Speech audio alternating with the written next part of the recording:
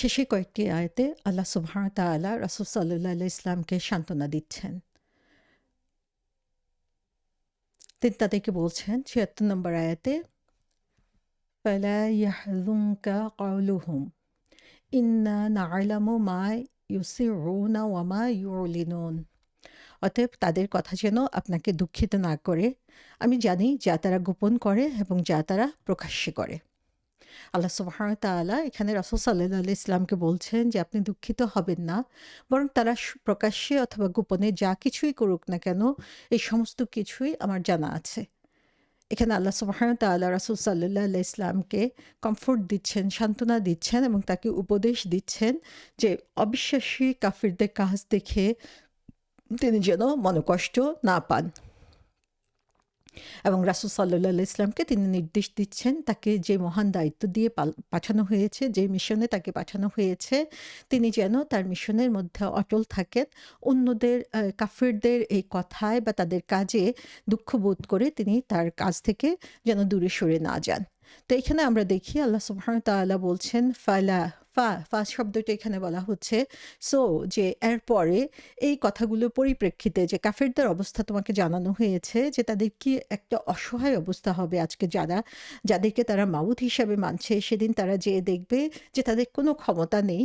তো তাদের সেই অসহায় অবস্থাটা আল্লাহ সুবহানাহু ওয়া তাআলা তুলে ধরেছেন এবং দুনিয়ার বুকে তারা যাই করছে না কেন সেই ব্যাপারে এখন রাসূল সাল্লাল্লাহু আলাইহি ইসলামকে নির্দেশ দিচ্ছেন যে লা ইয়াহজুনকা, যে আপনি গ্রিভ করবেন না, কষ্ট পাবেন না।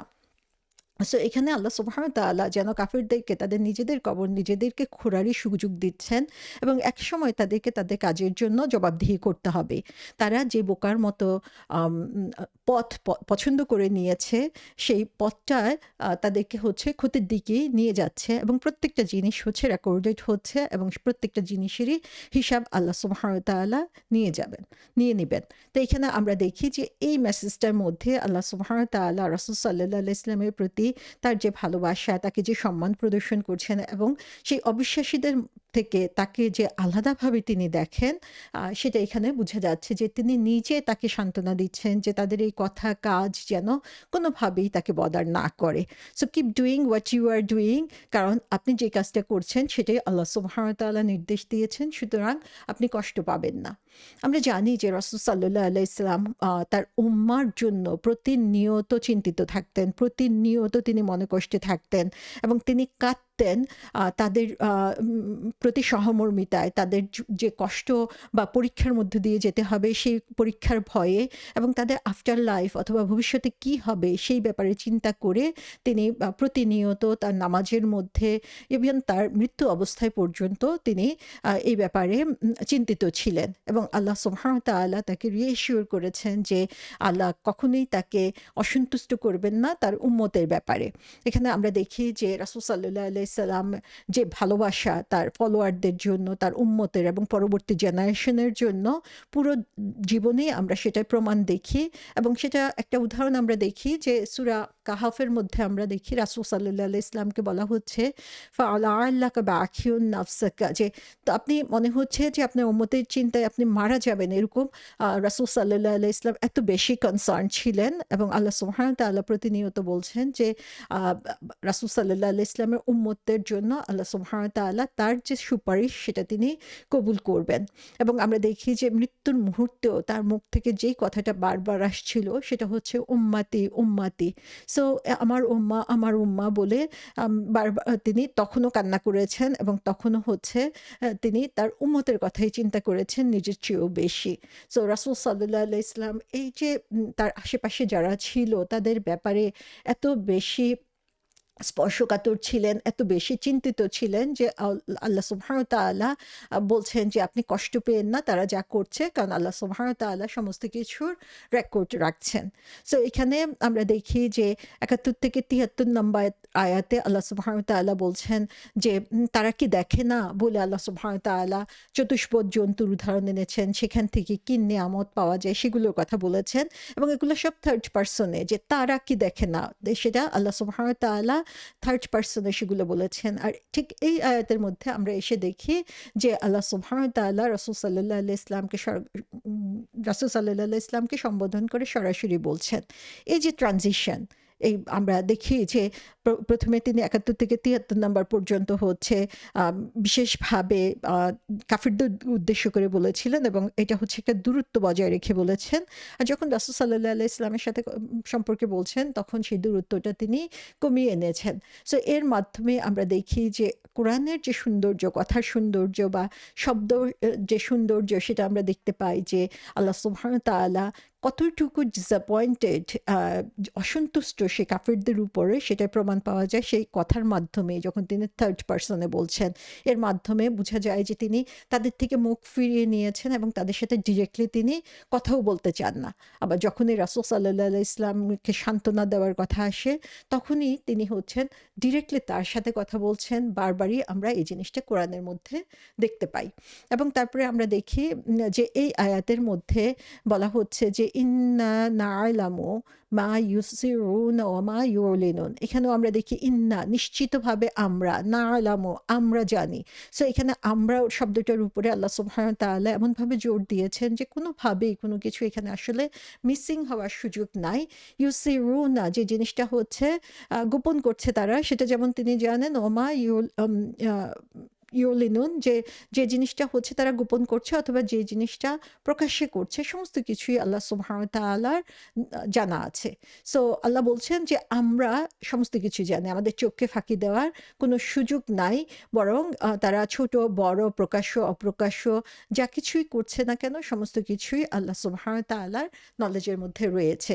এবং এর মাধ্যমে আমাদের আল্লাহর প্রতি যে বিশ্বাস এবং সেই বিশ্বাসটা যে প্রতি মুহূর্তে তাকওয়া যে জিনিসটা, আল্লাহ সম্পর্কে সচেতন হওয়া, সেই জিনিসটার উপরে যেমন আমাদের ঈমানকে আরো মজবুত করার জন্য আল্লাহ সুবহানাহু ওয়া তাআলা বলছেন, তার সাথে সাথে মুরাকাবা যে আল্লাহ সুবহানাহু ওয়া তাআলা আর রাকিব, তিনি আমাদের চারপাশে অবস্থান করছেন এবং প্রতিনিয়ত তিনি আমাদের সমস্ত কিছু ওয়াচ করছেন, দেখছেন, সেই জিনিসটাও আমাদের বিশ্বাসের মধ্যে চলে আসে। এবং এ কারণে আমরা দেখি যে কোরআনে বারবার আল্লাহ সুবহানাহু ওয়া তাআলা এই কথাগুলো বলেছেন। যেমন সূরা বাকারাতে ২৮৩ নম্বর আয়াতে আল্লাহ বলছেন যে হ্যাঁ, আল্লাহ সবকিছু জানেন তোমরা যা করো।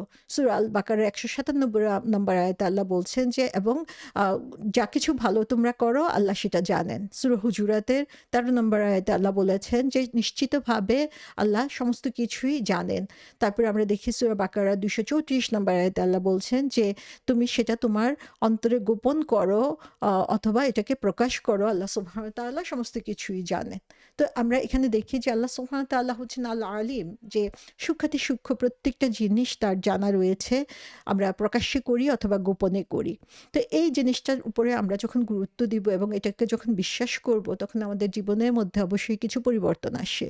যেমন অ্যাকাউন্টেবিলিটি, যে আমরা যখন জানি যে আল্লাহ সুবহানাহু ওয়া তাআলা সমস্ত জিনিস দেখছেন, অবলোকন করছেন, কোনো কিছুই হিসাবের বাইরে থাকবে না, তখন আমাদের গোপন যে কাজ সেই কাজ এবং পাবলিক যে কাজ, প্রকাশ্য যে কাজ, সেই কাজগুলোর ব্যাপারে আমরা সচেতন হব, জবাবদিহিতার জন্য নিজেকে প্রস্তুত করব। ইভেন আমাদের মনের গোপনে যে ইচ্ছাগুলো থাকে সেগুলোর ব্যাপারেও আমরা সচেতন হব। সেকেন্ড যে জিনিসটা সেটা হচ্ছে যে তাকওয়ার ব্যাপারে আমরা আরো বেশি উদ্যোগী হতে পারি। যে প্রত্যেকটা সিচুয়েশনে আমি যদি চিন্তা করি আল্লাহ সুবহানাহু ওয়া তাআলার কথা, তার অসন্তুষ্টির কথা এবং কিভাবে তার সন্তুষ্টি অর্জন করা যায়, তখনই আমরা আসলে আমাদের প্রত্যেকটা কাজের ব্যাপারে, প্রকাশ্য এবং গোপন প্রত্যেকটা কাজের ব্যাপারে আরো বেশি ইখলাসের সাথে কাজ করতে পারবো, যেটা আমাদের তাকওয়াকে বাড়াবে। এবং এর মাধ্যমে প্রত্যেকটা বিলিভারের জন্য আসলে যারা মুত্তাকি, এই জানাটা যে আল্লাহ সুবহানাহু ওয়া তাআলা সমস্ত কিছু জানেন, তার গুড ডিডগুলো রিকগনাইজড হচ্ছে, এটার জন্য আল্লাহ সুবহানাহু ওয়া তাআলা পুরস্কার দিবেন।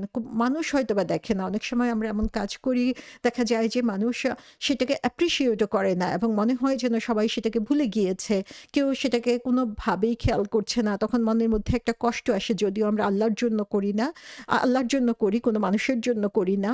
কিন্তু আল্লাহ সুবহানাহু ওয়া তাআলার এই কথাটা যে আমি সমস্ত কিছু জানি, আমরা প্রকাশ্য এবং গোপন, সেটা মুমিনের মধ্যে আসলে একটা কমফোর্ট দান করে এবং যারা অবিশ্বাসী তাদেরকে সচেতন হওয়ার সুযোগ করে দেয়। তো এখানে আল্লাহ সুবহানাহু ওয়া তাআলা বলে দিচ্ছেন যে যা কিছু গোপন সেটা যেমন আমরা জানি, যা কিছু প্রকাশ্য তাও আমরা জানি। সো আল্লাহ হচ্ছে ফুললি অ্যাওয়ার। আমরা যা বলি, আমরা যা করি, আমরা যা চিন্তা করি সমস্ত কিছুই হচ্ছে আল্লাহ জানেন। প্রাইভেটলি অর পাবলিকলি প্রত্যেকটার ব্যাপারে হচ্ছে ফুল নলেজ আছে, যেটা আমরা আমাদের জিহ্বা দিয়ে বলছি অথবা যেটা আমরা অন্তরে ধারণ করছি। প্রত্যেকটা জিনিসই আল্লাহ সুবহানাহু ওয়া তাআলার জানা আছে। এবং যার এরকম সূক্ষ্মাতি সূক্ষ্ম জিনিস জানা আছে, তার কাছ থেকে আমরা কখনোই অন্যায় বা অবিচার আশা করতে পারি না।